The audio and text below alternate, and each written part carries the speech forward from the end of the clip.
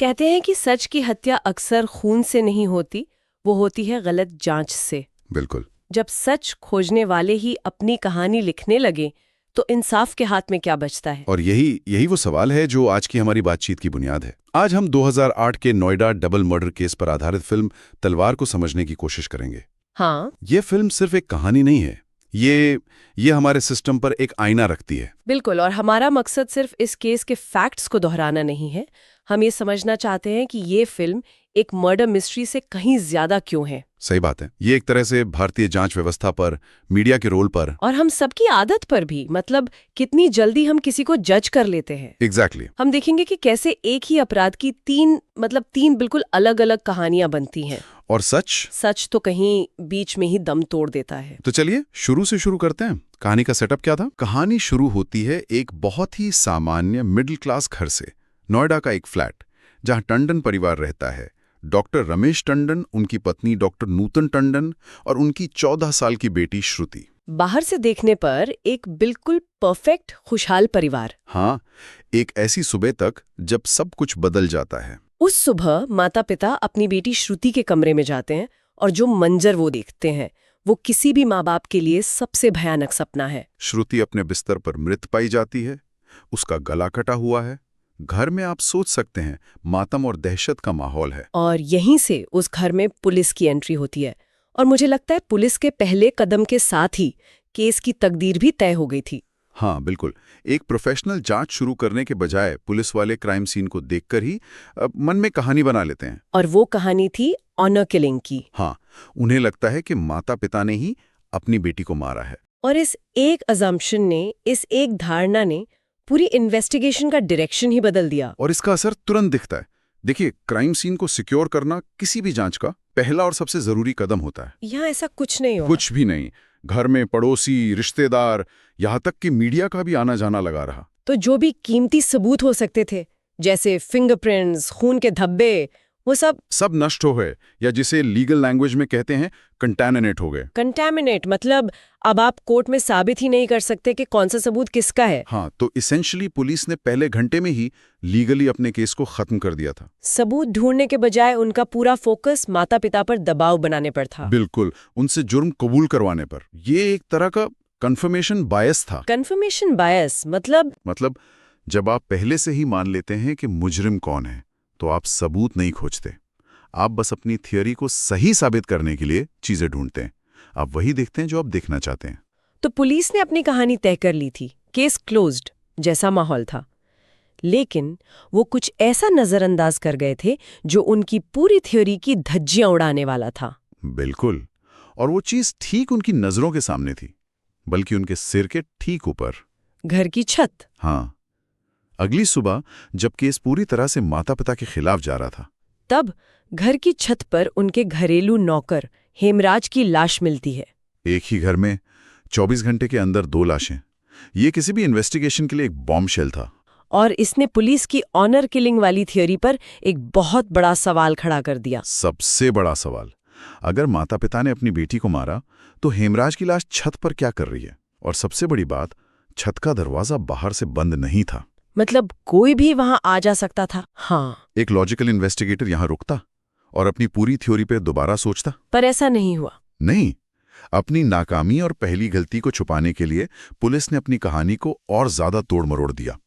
उन्होंने एक नई कहानी बनाई कि हेमराज ने शायद हत्या होते हुए देख लिया था। हाँ, और इसीलिए माता पिता उसे छत पर ले गए और उसे भी मार डाला। ये कितनी अजीब थ्योरी है, बिना किसी सबूत के, बिना किसी गवाह के, सिर्फ अपनी बनाई कहानी को बचाने के लिए। और इसी थ्योरी के आधार पर माता पिता को गिरफ्तार कर लिया जाता है। और मीडिया में उन्हें राक्षस माता पिता की तरह दिखाया जाने लगा। समाज और मीडिया ने तो अपना फैसला सुना दिया था। तो जब लोकल पुलिस की जांच पूरी तरह पटरी से उतर चुकी थी, तब केस में एक नया मोड़ आता है।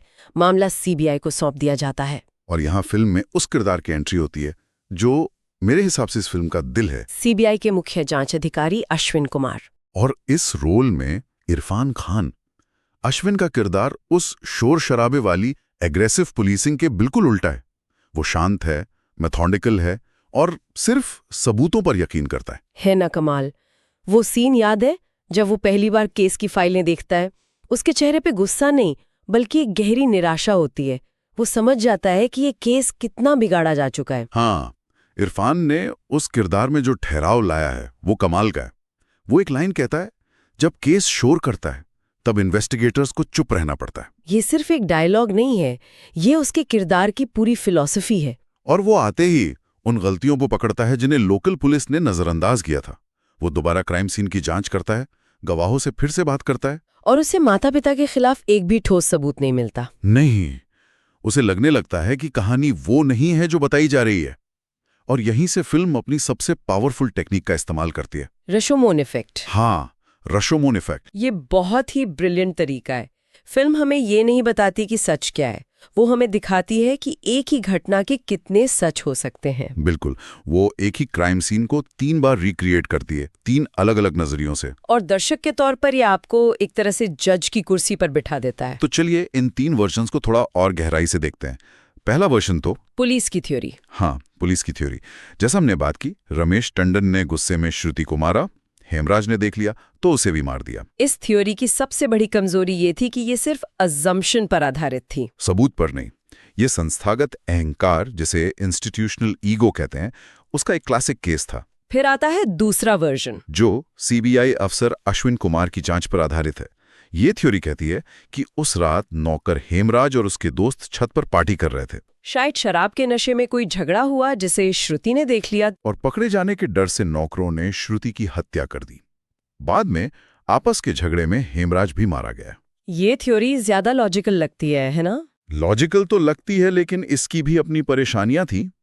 इस थ्योरी के जो मुख्य गवाह थे, यानी दूसरे नौकर, उनके बयान बार बार बदल रहे थे। हाँ, ये एक बहुत अहम पॉइंट है। अब यहाँ एक दिलचस्प सवाल उठता है, क्या उनके बयान इसलिए बदल रहे थे क्योंकि वो झूठ बोल रहे थे, या इसलिए क्योंकि उन पर दबाव डाला जा रहा था, उन्हें डराया धमकाया जा रहा था? बिल्कुल। जब आपके पास फिजिकल सबूत नहीं होते तो केस सिर्फ कहानियों की लड़ाई बन जाता है। और इस लड़ाई में सबसे कमजोर लोग, जैसे घरेलू नौकर, वो अक्सर पिस जाते हैं। उन्हें तब तक निचोड़ा जाता है जब तक वो न बोल दें जो जांच अधिकारी सुनना चाहता है। तो एक बदलता हुआ बयान गुनाह का सबूत नहीं, बल्कि डर का सबूत भी हो सकता है। तो ये 2 थ्योरी हो गई, और फिर आता है तीसरा वर्जन। हाँ, जब अश्विन कुमार अपनी थ्योरी पर काम कर रहा होता है, तभी सीबीआई में एक दूसरी टीम आ जाती है, जो पुलिस की पुरानी ऑनर किलिंग वाली थ्योरी को ही फिर से जिंदा कर देती है। तो अब अदालत के सामने 2 एजेंसियों की 2 अलग-अलग कॉन्ट्राडिक्टरी रिपोर्ट्स है, सीबीआई वर्सेस सीबीआई। और अदालत के लिए सच को स्थापित करना लगभग नामुमकिन हो जाता है। कोर्ट में जब केस पहुंचता है तो पूरी जांच की धज्जियां उड़ जाती हैं। ये साफ हो जाता है कि सबूतों से छेड़छाड़ हुई, नार्को टेस्ट के नतीजों को मनमाने ढंग से पेश किया गया, और पूरी प्रक्रिया में गंभीर लापरवाही हुई। सबूत इतने कमजोर और विरोधाभासी थे कि किसी को भी दोषी ठहराना मुश्किल था। और इसी आधार पर बेनिफिट ऑफ डाउट देते हुए सबूतों की कमी के कारण अदालत माता पिता को बरी कर देती है, उन्हें निर्दोष करार दिया जाता है। कानूनी तौर पर केस खत्म हो जाता है, लेकिन इंसाफ अधूरा रह जाता है। बिल्कुल, माता पिता बरी हो गए, लेकिन वो सबसे बड़ा सवाल अपनी जगह खड़ा रहा। अगर उन्होंने हत्या नहीं की तो असली कातिल कौन था? और ये एक ऐसा सवाल है जो फिल्म हमारे ऊपर छोड़ देती है। शायद असल जिंदगी में भी इसका जवाब कभी नहीं मिलेगा। और शायद यही फिल्म का असली मकसद है। ये फिल्म किसी कातिल को पकड़ने के बारे में है ही नहीं। नहीं, बिल्कुल नहीं। ये फिल्म उस सिस्टम की नाकामी को दिखाती है जहां सच की किसी को परवाह नहीं है। यहां हर कोई अपनी अपनी तलवार चला रहा था। पुलिस अपनी थ्योरी बचाने के लिए, सीबीआई की एक टीम दूसरी टीम को गलत साबित करने के लिए, मीडिया अपनी टीआरपी के लिए।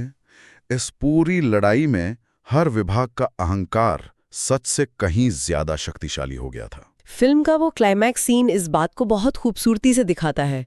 अश्विन कुमार पुलिस एकेडमी में नए अफसरों को लेक्चर दे रहा होता है। हाँ। और वहां वो इस केस का जिक्र करते हुए कहता है, हम सच खोजने नहीं गए थे, हम अपनी थ्योरी साबित करने गए थे। वो एक लाइन पूरी फिल्म का सार है।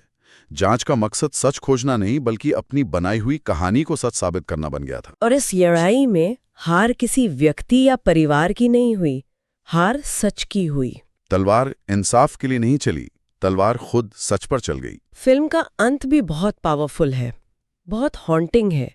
माता पिता बरी होकर अपने उसी खाली घर में लौटते हैं। वो अपनी बेटी की तस्वीर के सामने बैठे हैं और उनके चेहरे पर रिहाई की खुशी नहीं है, एक खामोश, कभी ना खत्म होने वाला दर्द है। और हमारे मन में भी वही एक सवाल गूंजता रहता है, तो फिर कातिल कौन था? तो अगर हम इस पूरी बातचीत को समेटें तो तलवार एक बेहतरीन सिनेमाई उदाहरण है कि कैसे सिस्टम खुद सच का सबसे बड़ा दुश्मन बन सकता है। हाँ, ये दिखाती है कि जब जांच करने वाली एजेंसियां ही अपनी अपनी कहानियां बनाने लगती हैं तो सच का कत्ल हो जाता है। ये फिल्म हमें कातिल का नाम तो नहीं बताती, जिसका जवाब शायद अब कभी नहीं मिलेगा, लेकिन ये हमें एक और गहरे सवाल के साथ जरूर छोड़ जाती है। और वो सवाल ये है कि जब न्याय देने वाली व्यवस्था ही सच को खोजने में इतनी बुरी तरह नाकाम हो जाए, जब प्रक्रिया ही इतनी पक्षपाती और टूटी हुई हो, तो क्या न्याय सिर्फ एक खोखला शब्द बनकर नहीं रह जाता?